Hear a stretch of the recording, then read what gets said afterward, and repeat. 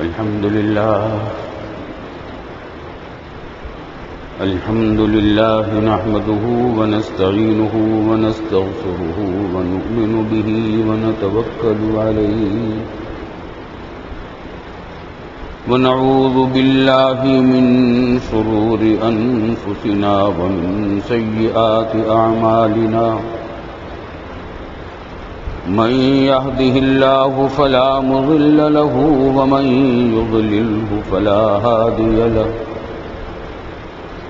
ونشهد أن لا إله إلا الله وحده لا شريك له ونشهد أن سيدنا وسندنا ومولانا محمدا عبده ورسوله صلى الله تعالى عليه وعلى آله وصحبه أجمعين وسلم تسليما كثيرا كثيرا أما بعد فأعوذ بالله من الشيطان الرجيم بسم الله الرحمن الرحيم إنا أعطيناك الكوثر فصل لربك وانحر إن شانئك هو الأبتر. بزرگان محترم اور برادران عزیز، جیسا کہ آپ کو معلوم ہے آج ذی-قعدہ کی 29 تاریخ ہے اور سعودی عرب میں کل چاند ہو چکا ہے. وہاں ذی الحجہ کا مہینہ شروع ہو چکا، وہاں آج ذی الحجہ کی پہلی تاریخ ہے اور غالب گمان یہ ہے کہ یہاں بھی آج چاند نظر آ جائے گا غالباً، لیکن مدار دیکھے جانے پر ہے اگر نظر آ گیا تو کل ذی الحجہ کی پہلی تاریخ ہمارے یہاں ہوگی. ذی الحجہ کے یہ 10 روز پہلی تاریخ سے لے کر 10ویں تاریخ تک بڑے عظیم شب و روز ہیں، بڑی فضیلت والے ایام ہیں.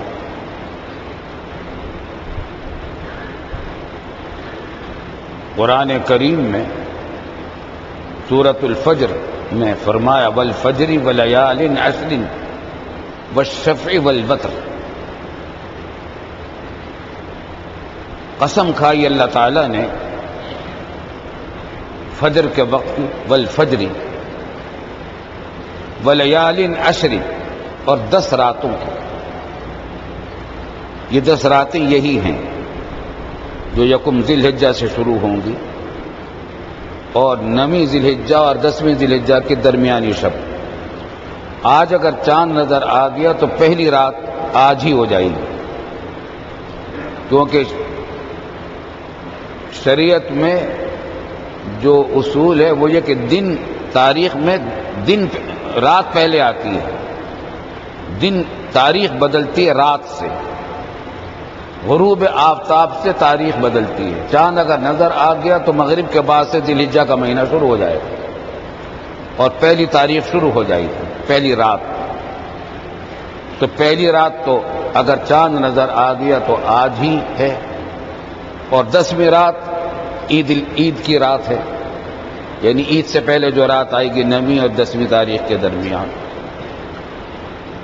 تو قرآن کریم میں فرمایا گیا کہ والفجر ولیال عشر، 10 راتوں کی قسم کھائی اللہ رب العالمین نے. جمہور مفسرین کے نزدیک اس سے یہی 10 راتیں مراد ہیں. اس سے ان راتوں کی عظمت اور فضیلت کا اندازہ کیا جا سکتا ہے. تو ان راتوں میں عبادت کرنا اور ان دنوں میں روزہ رکھنا اس کی خاص فضیلت آئی ہے. رسول اللہ صلی اللہ علیہ وسلم کا ارشاد ہے کہ اللہ تعالیٰ کی عبادت کے لیے ان 10 دنوں سے اور 10 راتوں سے بہتر کوئی زمانہ نہیں. کوئی زمانہ اس سے بہتر نہیں ہے عبادت کے لیے جو عبادت کا زمانہ ان 10 دنوں میں ہے، اس سے بہتر کوئی اور زمانہ نہیں ہے۔ آپ کو تعجب ہو رہا ہوگا، کبھی تو ہم نے رمضان کے اتنے فضائل پڑھے اور سنے ہیں، اور کتنی کتنی ایسی مشان فضیلتیں روزے کی اور رمضان کے دنوں کی اور راتوں کی اور ان کی عبادتوں کی ہم نے پڑھی اور سنی ہے۔ تو خوب سمجھ لیجئے، قرآن حدیث میں یہ نہیں کہا کہ اس سے یہ سب سے افضل زمانہ ہے، بلکہ اس سے بہتر کوئی زمانہ نہیں۔ کیا مطلب ہے کہ رمضان کے دن بھی اس سے زیادہ افضل نہیں۔ عبادت کے لیے جتنا بہترین زمانہ یہ ہے، رمضان کا زمانہ بھی اس سے زیادہ بڑا نہیں ہے، مطلب یہ کہ رمضان کے برابر ہے اس کا معاملہ۔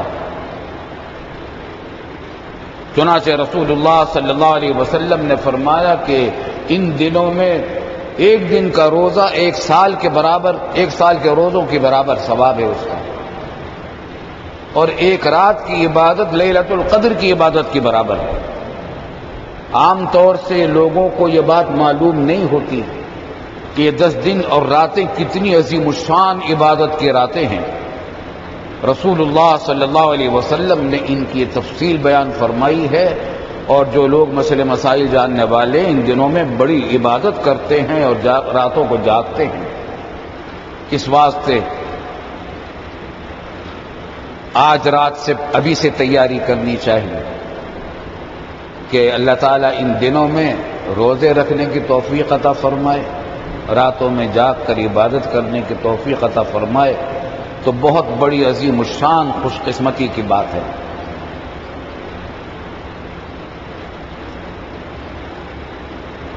البتہ جن لوگوں کے ذمے رمضان کے روزے ہی قضا ہوں، کچھ روزے چھوٹ گئے کسی وجہ سے، سفر کی وجہ سے، بیماری کی وجہ سے، یا خدا نخواستہ سستی کی وجہ سے، تو وہ تو فریضہ ہے، اور ان دنوں کے روزے نفل ہیں، تو پھر ان کے لیے مشورہ یہ ہے کہ وہ ان دنوں میں بھی روزے رکھیں، لیکن قضا کی نیت سے رکھیں۔ رمضان کے روزے جو قضا ہیں ان کے قضا کی نیت سے یہ روزے رکھیں۔ اس کا فائدہ یہ ہوگا کہ ادھر سے تو فریضہ ادا ہو جائے گا، اور فائدہ یہ بھی ہوگا کہ ان دنوں میں روزہ رکھنے کی فضیلت بھی مل جائے گی، ان دونوں کی برکت بھی مل جائے گی۔ اس واسطے اگر عورتوں کے ذمے شرعی عذر کی وجہ سے تو عام طور سے روزے رہ جاتے ہیں، ان کے لیے بھی روزوں کے قضا کرنے کے لیے یہ بہترین زمانہ ہے۔ اور اگر کسی کے ذمے پچھلے روزے باقی نہیں ہیں، اللہ کے فضل سے سارے وہ روزے رکھ چکا ہے، تو نفلی روزے اتنے عظیم الشان ہیں کہ ہر روزے کا ثواب ایک سال کے روزوں کے برابر ہے، اور رات کو جاگنے کا ثواب، رات کی عبادت کا ثواب لیلۃ القدر کے برابر ہے۔ اگر کوئی شخص پوری رات نہیں جاگ سکتا تو اتنا اہتمام کر لے کہ اول شب میں کچھ عبادت کر لے، کچھ آخر شب میں عبادت کر لے، تو اللہ کی رحمت سے کبھی امید ہے کہ اس رات کی برکتوں سے محروم نہیں رہے گا۔ بلکہ اگر کوئی آدمی اس کی بھی ہمت نہیں کرتا کہ کچھ خاص عبادت کرے، تو عشاء کی نماز جماعت سے پڑھ لے، فجر کی نماز جماعت سے پڑھ لے، تو حدیث میں آتا ہے کہ جو شخص یہ کام کر لے وہ بھی رات کی خیر سے محروم نہیں رہتا۔ تو اگر اور نفلی عبادت نہیں کر سکتے تو کم از کم اتنا تو کر لیں کہ ان راتوں میں عشاء کی نماز باجماعت کا اہتمام کریں اور فجر کی نماز باجماعت کا اہتمام کیا جائے۔ اللہ تعالی ہم سب کو توفیق عطا فرمائے۔ اللہ رب العالمین نے ہم کمزور اور کم ہمت لوگوں کے لیے آسانیوں کے کتنے راستے کھول رکھے ہیں۔ ہم گناہوں میں مبتلا ہیں، ہم لوگ گناہوں سے معافی کا ذریعہ بھی بہت بنا رکھا ہے، اور عبادتوں کا ثواب بھی بہت بڑھانے کے لیے بہانے سے اپنے حضور صلی اللہ علیہ وسلم کی امت کو نوازا جاتا ہے کہ یہ کام کر لو تو اتنا ثواب مل جائے۔ پھر بھی آدمی اپنی مغفرت نہ کروائے اللہ سے اور بخشش نہ کروائے تو یہ سوائے بدنصیبی کی اور کچھ نہیں ہے۔ اللہ معاف کرے گا۔ ان تمام راتوں میں اور دنوں میں بھی نویں تاریخ کی اور زیادہ فضیلت ہے، وہ عرفے کا دن ہے، 9 ذی الحجہ۔ اس دن کے روزے کے بارے میں حدیث میں آتا ہے کہ یہ پچھلے ایک سال کے گناہوں کا کفارہ اور اگلے ایک سال کے گناہوں کا کفارہ بن جاتا ہے۔ 2 سال کے گناہوں کا کفارہ بن جاتا ہے یہ ایک دن کا روزہ 9ویں تاریخ کا، عرفے کے، اس کو عرفہ کا دن کہتے ہیں۔ اور 9ویں تاریخ اور 10ویں تاریخ کے درمیان جو رات ہے لیلۃ العید، یہ بھی خاص عبادت کی رات ہے، مگر افسوس ہے کہ ہمارے یہاں یہ رات عام طور سے شاپنگ کے نظر ہو جاتی ہے، عید کی تیاری۔ حالانکہ عید کی تیاری اول تو جس انداز کی تیاری ہمارے یہاں کی جاتی ہے فضول خرچی اور اسراف اور نمائش کے لیے، اس کا تو کوئی جواز ہی شریعت میں نہیں ہے۔ حدیث میں اتنا آتا ہے کہ عید کے دن جو سب سے بہتر کپڑے تمہارے پاس ہو پہن کر آؤ۔ یہ نہیں کہا ہوا کہ نئے خرید کر لاؤ، نئے سلوا کر لاؤ، اور پیسے نہیں ہے تو قرضہ لے کر خریدو، کہیں یہ بات نہیں لکھی ہو۔ جو بہتر سے بہتر کپڑا، جو جوڑا آپ کے پاس سب سے بہتر ہو، وہ اس دن عید کے دن آپ پہنیں۔ ہمارے یہاں اسی کو بہانہ بنا کر فضول خرچی اور اسراف کا ایک ذریعہ بنا لیا گیا۔ اللہ تعالی ہمیں ان تمام برائیوں سے بچ کر ان دنوں کی صحیح معنی میں قدر کرنے کی توفیق عطا فرمائے۔ ان راتوں میں، دنوں میں صدقہ خیرات کا بھی ثواب ہوگا بہت، کیونکہ دن ہے ہی عبادت کے لیے بہترین دن ہے، تو صدقہ خیرات کا ثواب بھی زیادہ ہے۔ اللہ رب العالمین نے عید الاضحیٰ کے موقع پر ایک عظیم الشان عبادت اور مقرر کی ہے، وہ قربانی ہے۔ یہ بہت عظیم الشان عبادت ہے، جانور کو ذبح کرنا اللہ کے لیے، اور یہ عبادت صرف 3 دنوں میں ہے، 10ویں تاریخ ذی الحجہ کی، 11ویں تاریخ، 12ویں تاریخ، یعنی عید کا پہلا دن، دوسرا دن، تیسرا دن۔ جانور کو ذبح کرنا عبادت کے طور پر ان 3 دنوں کے علاوہ کہیں ثابت نہیں ہے۔ عقیقے کے موقع پر جانور کو ذبح کرنا عبادت کے طور پر تو ثابت نہیں ہے، لیکن اس سے برکت ہوتی ہے، برکت کے لیے آدمی کرے تو جائز ہے، لیکن عبادت کے طور پر صرف ان 3 دنوں ہی میں جانور کی قربانی ہے، باقی دنوں میں عبادت کے طور پر قربانی نہیں ہے۔ بہت سے لوگ جان کا صدقہ جان کے طور پر، کوئی بیمار ہو گیا تو جانور ذبح کر کے گوشت تقسیم کرتے ہیں، یہ بھی ناجائز نہیں ہے، لیکن خوب سمجھ لیجئے وہ جو کام ہے وہ صدقے کی وجہ سے ہے کہ جانور ذبح کریں گے تو گوشت غریبوں میں تقسیم ہو جائے گا، جن کو گوشت نہیں ملتا عام دنوں میں ان کو گوشت مل جائے، لیکن جانور کو ذبح کرنا یہ کوئی عبادت ان دنوں میں بھی نہیں ہے، جائز ہے۔ تو آپ نقد پیسے سے صدقہ خیرات کر دیں، اس کا بھی وہی فائدہ ہے، اور جانور ذبح کر کے گوشت صدقہ خیرات کر دیں، اس کی کھال کی قیمت خیرات کر دیں، اس کا بھی وہی فائدہ ہے کہ اللہ تعالیٰ راضی ہوتا ہے صدقہ خیرات سے، بلائیں ٹلتی ہیں، مصیبتیں دور ہوتی ہیں، اللہ کی رضا نصیب ہوتی ہے۔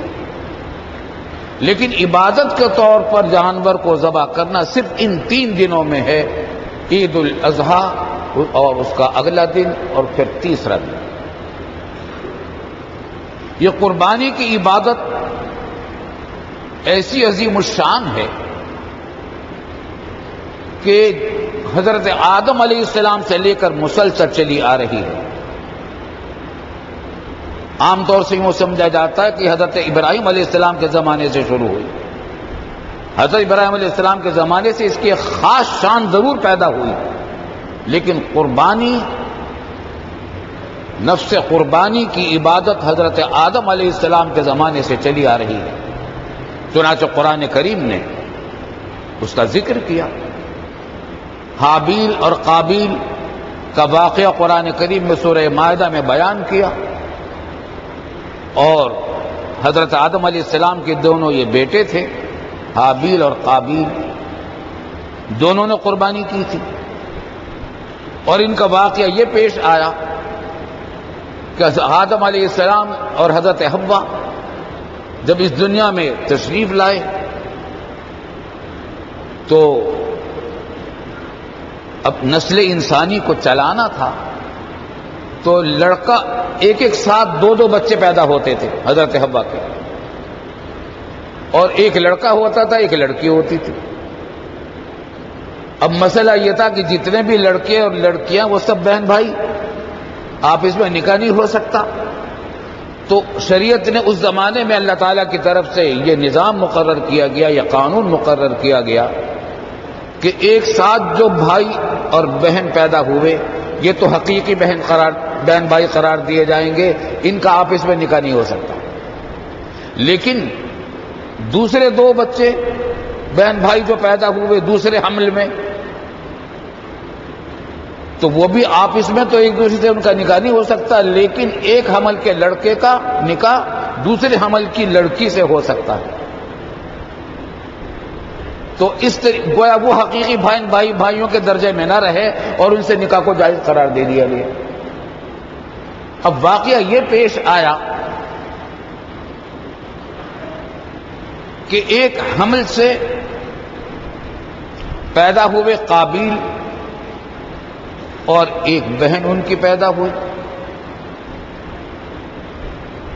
اور دوسرے حمل سے حابیل پیدا ہوئے اور اس کی بہن پیدا ہوئی۔ یہ ان کے آپس میں تو نکاح نہیں ہو سکتے تھے، لیکن قابیل کی بہن کا نکاح حابیل کی بہن سے ہو سکتا تھا۔ اب ہوا یہ کہ حابیل کے ساتھ جو بہن پیدا ہوئی تھی وہ حسین و جمیل تھی بہت، قاعدے سے قابیل کا نکاح اس بہن سے ہو سکتا تھا اور حابیل کا نکاح نہیں ہو سکتا تھا۔ لیکن قابیل نے یہ کام کیا، قابیل کی جو تو حابیل کی جو قابیل نے یہ کام کیا کہ جو بہن اس قابیل کے ساتھ جو بہن پیدا ہوئی تھی وہ حسین و جمیل تھی، قابیل کے ساتھ جو بہن پیدا ہوئی وہ حسین و جمیل تھی، تو قابیل کا نکاح اس سے نہیں ہو سکتا تھا۔ لیکن حابیل کے ساتھ جو بہن پیدا ہوئی اس سے نکاح ہو سکتا تھا قابیل کا، مگر وہ قابیل کو پسند نہیں تھی۔ قاعدے سے حابیل کی اس بہن کا نکاح قابیل کی اس بہن کا نکاح حابیل سے ہو سکتا تھا۔ اب اس پر یہ ہوا کہ قابیل نے اصرار کیا کہ میں تو اپنی اسی بہن سے شادی کروں گا، یہ حسین و جمیل ہے، اسی سے شادی کروں گا۔ شرعاً ناجائز تھا۔ آدم علیہ السلام نے باپ نے منع کیا کہ حرام ہے، ناجائز ہے۔ یہ ضد پر آمادہ ہو گئے کہ نہیں میں اسی سے کروں گا، حالانکہ حق یہ تھا کہ وہ حابیل سے نکاح ہوتا اس کا۔ پھر حضرت آدم علیہ السلام ہی کی ہدایت یا اجازت پر یہ طے ہوا کہ چلو ایک مظاہرہ ایسی چیز کا حق اور باطل کو ظاہر کرنے کے لیے ایسا کر لیا جائے کہ قربانیاں دونوں پیش کریں۔ قربانی کہتے ہیں عربی زبان میں قربان کا لفظ ہے، ہر ایسی چیز کو قربان کہا جاتا ہے جو اللہ کو راضی کرنے کے لیے پیش کی جائے نظر و نیاز۔ تو قابیل نے کچھ زمین کی پیداوار قربانی کے لیے نکالی اللہ کے نظر کے لیے، اور حابیل نے جانور کی قربانی کی۔ اس زمانے میں تو حضرت آدم علیہ السلام نے یہ فیصلہ کیا کہ قربانی دونوں کریں، جس کی قربانی قبول ہو جائے گی اس کے حق میں فیصلہ ہو جائے گا۔ چنانچہ قابیل نے کچھ زمین کی پیداوار نظر و نیاز کی اور حابیل نے جانور ذبح کیا، اس زمانے میں قانون یہ تھا کہ جو قربانی پیش کی جاتی تھی اللہ کے لیے تو اس کے مقبول ہونے کی علامت یہ ہوتی تھی کہ آسمان سے ایک بجلی آتی تھی اس کو جلا دیتی تھی. یہ علامت ہوتی تھی اس بات کی کہ یہ قربانی اللہ نے قبول کر لی. تو طے یہ ہوا تھا کہ جس کی قربانی قبول ہوگی فیصلہ اس کے حق میں ہوگا. آدم علیہ السلام کو معلوم تھا کہ قبول اسی کی قربانی ہوگی جو حق پر ہے، اور حابیل کی قربانی قبول ہوگی. چنانچہ آگ آئی، اس نے اس جانور کو جس کو ذبح کیا تھا اس گوشت کو جلا دیا، اور حابیل کے نے جو قربانی پیش کی تھی زراعت کی پیداوار سے اس کو نہیں جلایا. قرآن کریم نے اس واقعے کو ذکر کیا، اذ قربا قربانا فتقبل من احدهما ولم يتقبل من الاخر قال لاقتلنك. خلاصہ یہ نکلا کہ قابیل ہار گیا اور فیصلہ اس کے خلاف ہوا، اور یہ بات طے ہوئی کہ شادی حابیل کی ہوگی اس لڑکی سے، اور قربانی اس کی قبول نہ ہوئی قابیل کی. تو اب وہ دشمنی پیدا ہو گئی، یہاں تک کہ قابیل نے حابیل کو قتل کر ڈالا. یہ بنی نوع انسان کا سب سے پہلا قتل تھا، اور قربانی بھی سب سے پہلی تھی. تو یہ اس زمانے سے قربانی چلی آ رہی ہے.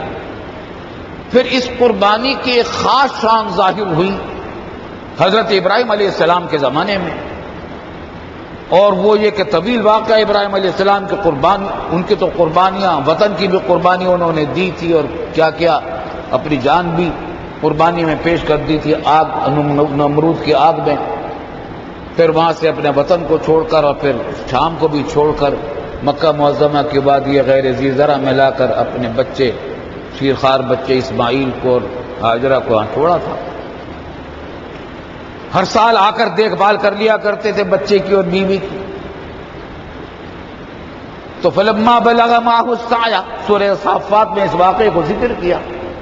جب اسماعیل علیہ السلام بڑے ہو گئے کچھ اور اس قابل ہو گئے کہ وہ باپ کے ساتھ چلنے پھرنے لگیں اور ان کے کاموں میں کچھ ہاتھ بٹانے لگیں، قال یا بنی انی ارا فی المنام انی اذبحک فانظر ماذا ترى. اے میرے بچے، اے میرے بیٹے، پیارے بیٹے، میں اپنے خواب میں یہ دیکھتا ہوں کہ میں تم کو ذبح کر رہا ہوں، اب تمہاری کیا رائے ہے؟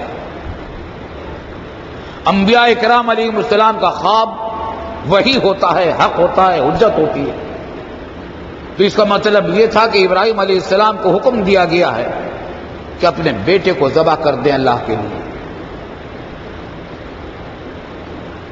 ابراہیم علیہ السلام جیسے جلیل القدر پیغمبر جن کی قربانیاں ایک سے ایک چلی آ رہی تھی، وہ اس پر بھی راضی تھے. چہیتا بیٹا جو بڑھاپے میں بڑی تمناؤں سے ملا تھا، 80 سال سے زیادہ عمر ہو گئی تھی اس وقت یہ بیٹا ملا تھا، تمناؤں اور آرزوؤں سے اور دعاؤں سے. اور جب چلنے پھرنے کے قابل ہوا باپ کے ساتھ، اس وقت یہ خواب آ گیا. تو راضی تو خود تھے، لیکن اسماعیل علیہ السلام سے اپنے صاحبزادے سے ذکر کیا کہ فانظر ماذا ترى، تمہاری رائے کیا ہے؟ یہ جو مشورہ کیا، مشورہ کرنا مقصود نہیں تھا، بلکہ ایک تو مقصود یہ تھا کہ ان کو بتا دیں کہ اللہ تعالیٰ کی طرف سے مجھے یہ حکم آ گیا ہے، یہ کام مجھے کرنا ہے، ذہنی طور پر وہ تیار ہو جائے. اور دوسرا مقصد یہ بھی تھا کہ اگر میں نے اس کو ذبح کر دیا تو مجھے تو ثواب ملے گا قربانی کا، اور اس نے اگر نیت نہ کی قربانی کی تو قربانی کا ثواب اس کو نہیں ملے گا. تو اس واسطے ان سے اپنے فرما بردار بیٹے سے کہا کہ بتاؤ تمہاری کیا رائے ہے، تاکہ یہ مان لے تو اس کو بھی ثواب ملے. قال یا ابت افعل ما تؤمر، ابا جان آپ کر ڈالیے وہ کام جس کا آپ کو حکم دیا جا رہا ہے، میں تیار ہوں. باپ اور بیٹے چلے مکہ معظمہ سے مینا کی طرف. پہلی جو جگہ آئی جہاں جمرہ عقبہ ہے، وہاں ایک گھاٹی تھی پہاڑی، شیطان نے آ کر اس راستے کو روکنا چاہا تو ابراہیم علیہ السلام کو ہدایت ہوئی اللہ تعالیٰ کی طرف سے کہ اس کو آپ 7 کنکریاں اس کو اوپر پھینکیں پڑھ کر. وہ پھینکی تو شیطان وہاں سے ہٹ گیا، راستہ کھلا. پھر دوسری آگے جا کر اس نے راستہ روکا، وہاں بھی یہی عمل ہوا. تیسری جگہ پر راستہ روکا، وہاں بھی یہی عمل ہوا. اللہ رب العالمین کو یہ عمل اتنا پسند آیا کہ آج تک وہ جگہ محفوظ ہے. تینوں مقامات، جمرہ عقبہ، جمرہ اولا، جمرہ وسطیٰ، جمرہ عقبہ، جہاں حاجی کنکریاں مارتے ہیں، اور قیامت تک کے لیے حاجیوں کے لیے اس کو واجب قرار دے دیا گیا کہ ان تینوں جمرات پر کنکریاں ماری جائیں. آگے جب قربانی پہنچے وہاں قربانی کے لیے فلما اسلما وتلہ للجبین، جب باپ اور بیٹے راضی برضا ہو کر اس کام کے لیے بالکل تیار ہو گئے اور ان کو پیشانی کے بل لٹا دیا اپنے بیٹے کو، تو اب روایات میں آتا ہے کہ پوری قوت سے انہوں نے چھری چلائی گلے پر، لیکن اللہ کی طرف سے چھری کو حکم ہو گیا تھا کہ تجھے اپنا کام نہیں کرنا. جیسے کہ ابراہیم علیہ السلام کو جب آگ میں ڈالا گیا تھا، آگ کو حکم ہو گیا تھا کہ تجھے اپنا کام نہیں کرنا. آگ گل و گلزار بن گئی. ابراہیم علیہ السلام نے پوری قوت سے چھری چلائی. روایت میں آتا ہے کہ اسماعیل گلا نہیں کٹ رہا تھا تو اسماعیل علیہ السلام نے کہا کہ مجھے آپ اوندے منہ کر دیجئے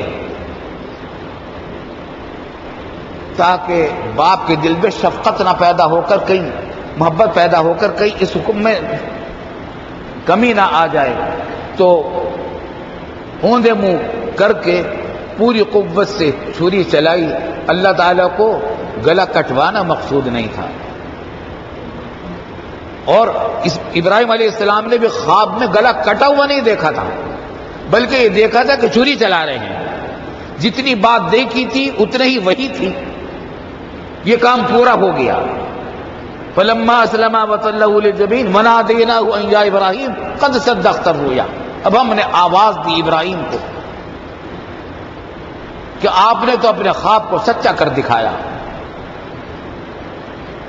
انا کذالک نجزی المحسنین. بس اب ہمیں اور کچھ نہیں چاہیے آپ سے. ہم تو نیک بندوں مخلص بندوں کو اسی طریقے سے جزا دیا کرتے ہیں، مصیبتوں سے بچا لیا کرتے ہیں. وفدیناہ بذبح عظیم. اور ہم نے ان کے اسماعیل کے بدلے میں ایک عظیم ذبیحہ پیش کر دیا ابراہیم کے سامنے.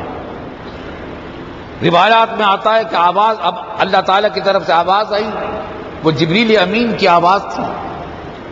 قد صدقت الرؤیا انا کذالک نجزی المحسنین ان ھذا لہو البلاء المبین. یہ بہت عظیم الشان امتحان تھا آپ کا. وفدیناہ بذبح عظیم. کہتے ہیں میں نے جب نظر اٹھا کر دیکھی تو جبریل امین کو دیکھا کہ ایک مینڈا وہ ان کے لیے وہ ساتھ لائے ہیں. اللہ تعالیٰ نے مینڈا بھیج دیا اور حکم دیا کہ اس کو ذبح کر دو. تو اسماعیل کی بجائے اس کو ذبح کیا گیا. اللہ رب العالمین کو یہ عمل اتنا پسند آیا کہ اس کو آئندہ کے لیے بھی شریعت کا جز بنا دیا گیا اور امت محمدی علیہ صاحب الصلاۃ والسلام پر بھی لازم کر دیا گیا. چنانچہ قربانی ہر اس شخص پر واجب ہے جس کی جو عاقل ہو پاگل نہ ہو، بالغ ہو نابالغ نہ ہو، مقیم ہو مسافر نہ ہو. مسافر پر بھی قربانی واجب نہیں. اور اتنا مال اس کے پاس ہو 52.5 تولہ چاندی کی قیمت کے برابر، چاہے سونا ہو اتنی قیمت کا، یا چاندی ہو اتنی قیمت کی، یا مال تجارت اتنی قیمت کا ہو، یا گھر میں ایسا سامان پڑا ہے جو استعمال میں نہیں آتا اس کی قیمت اس کے برابر ہو جاتی ہو. یہ سب چیزیں مل کر اتنا ہو جاتا ہو، سونا چاندی تجارت کا مال اور غیر ضروری سامان غیر جو استعمال میں نہیں آتا وہ سامان مل کر 52.5 تولہ چاندی کے برابر اگر ہو جاتا ہے تو اس پر بھی قربانی واجب ہو جائے گی. بہت سارے لوگ یہ سمجھا کرتے ہیں کہ جس پر زکوٰۃ واجب نہیں اس پر قربانی بھی واجب نہیں. یہ غلط ہے. بہت سے لوگ وہ ہوتے ہیں جن پر زکوٰۃ تو واجب نہیں ہوتی لیکن قربانی واجب ہوگی. زکوٰۃ واجب ہونے کے لیے سال گزرنا ضروری ہے. مال پر، اور اس میں سال گزرنا ضروری نہیں ہے۔ اسی طریقے سے زکوٰۃ جو واجب ہوتی ہے سونا چاندی اور مال تجارت پر ہوتی ہے۔ غیر ضروری سامان جو گھر میں پڑا ہو اس پر زکوٰۃ نہیں آتی، لیکن قربانی ایسے شخص پر بھی واجب ہو جاتی ہے جس کی ملکیت میں ایسا سامان ہو 52.5 تولہ چاندی کے برابر۔ اس واسطے بھائی بہت دیر ہو گئی، مجھے معاف کیجیے، مسئلہ ضروری تھا کیونکہ اب قربانی کی تیاری سب مسلمان کر رہے ہیں، تو جو بھی عاقل ہو، بالغ ہو اور اتنا مال رکھتا ہو اور مسافر نہ ہو اس پر قربانی واجب ہے۔ اگر گھر میں کئی آدمی ایسے ہیں تو ہر ایک کی قربانی الگ واجب ہوگی، باپ کی الگ ہوگی، بیٹے کی الگ ہوگی، بیٹیوں کی الگ ہوگی، بیوی کی الگ ہوگی، شوہر کی الگ ہوگی، جس کے اندر بھی یہ شرطیں پائی جائیں گی کہ وہ عاقل ہو، پاگل نہ ہو، بالغ ہو، نابالغ نہ ہو، مقیم ہو، مسافر نہ ہو، اور اتنا مال اس کے پاس ہو جو 52.5 تولہ چاندی کے برابر بنتا ہو، سونا چاندی یا مال تجارت یا غیر جو استعمال میں آنے والا سامان نہیں ہے، جب وہ سامان ایسا ہو کتنی مقدار میں، تو ان پر قربانی واجب ہو جائے گی۔ اللہ تعالی ہم صاحب کے لیے ان تمام اعمال کو آسان فرمائے، اس کی توفیق عطا فرمائے۔ وآخر دعوانا الحمدللہ رب العالمین۔